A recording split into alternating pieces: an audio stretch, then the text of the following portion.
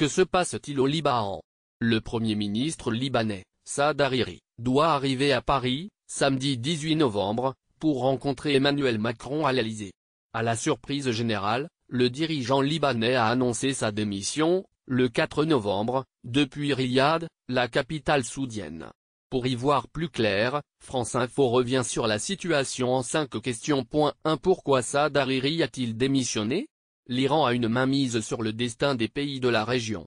Le Hezbollah est le bras de l'Iran, non seulement au Liban, mais également dans les autres pays arabes, a déclaré Saad Hariri en annonçant sa démission. Je sens que ma vie est visée. Quelques jours plus tard, le Premier ministre démissionnaire s'est exprimé sur une chaîne de télévision libanaise, Futur TV, dont sa famille est propriétaire. Il a reçu une journaliste libanaise dans sa résidence à Riyad, en Arabie Saoudite. Les traits tirés, le teint pâle et le verbe hésitant, il est revenu, pendant près de 90 minutes, sur les raisons de sa démission. Il assure avoir voulu créer un choc positif mais aussi assurer sa sécurité. On ne peut pas continuer au Liban comme cela, avec les ingérences de l'Iran et avec un mouvement politique qui pratique ces ingérences avec lui, juge-t-il, alors que le Hezbollah est un pilier de son gouvernement, rappelle Le Monde. Le président libanais, le chrétien Michel Aoun, a accusé l'Arabie Saoudite de détenir Saad Hariri, ce que ce dernier a réfuté. Je suis libre dans le royaume. Si demain je veux voyager, je voyage. Mais le problème de fond semble ailleurs. Ce n'est pas la liberté de mouvement de Saad Hariri qui est en jeu, mais la liberté politique du Premier ministre libanais, la liberté d'opinion politique, la liberté d'agir selon un agenda libanais et non pas étranger. Sur ce point, il n'a pas vraiment convaincu de l'indépendance de sa décision, estime auprès de France Info Daniel Meillet, docteur en sociologie politique et auteur de Liban Identité, Pouvoir et Conflit. Le Cavalier Bleu, 2016. Saad Hariri est-il toujours Premier ministre? Pour l'instant, oui. Pour que sa démission soit effective, elle doit être acceptée par le président libanais.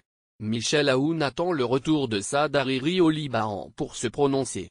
En cas de confirmation de cette démission, le président devra charger le gouvernement de gérer les affaires courantes jusqu'à la nomination d'un nouveau Premier ministre. Mais compte tenu de la polarisation actuelle, des très profondes divisions libanaises, on voit mal comment il pourrait y avoir un consensus sur un autre nom que celui de Saad Hariri.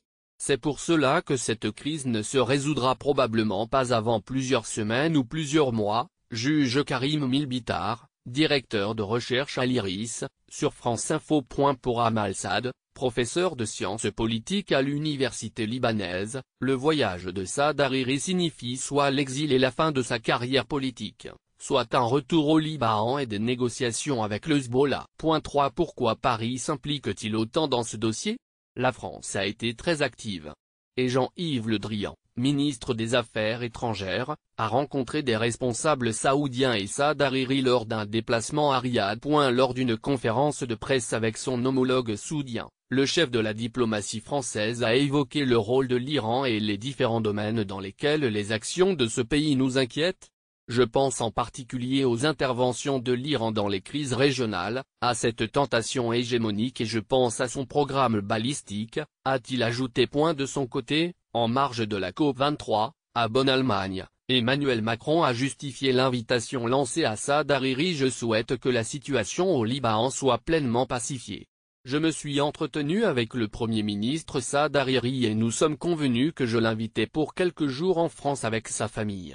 C'est aussi un geste d'amitié, et une volonté marquée de la France de contribuer au retour au calme et à la stabilité au Liban.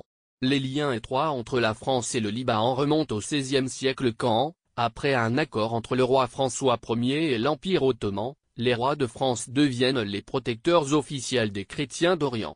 En 1920, la France est mandatée par la Société des Nations pour administrer le Liban et la Syrie, et fixe la frontière entre les deux pays. C'est un assez joli coup diplomatique de la part de la France, relève Karim Milbitar. Cela permet à l'Arabie Saoudite et à Saad Hariri de ne pas perdre la face. Et d'éviter une escalade supplémentaire dans une situation libanaise qui est assez tendue. Toutefois, cette décision de la France a aussi ses limites, selon le chercheur de l'IRIS. Sur le fond, ça ne règle pas grand-chose. Tant qu'il n'y aura pas de retour à un modus vivendi entre ces deux puissances, l'Iran et l'Arabie Saoudite, la crise institutionnelle au Liban.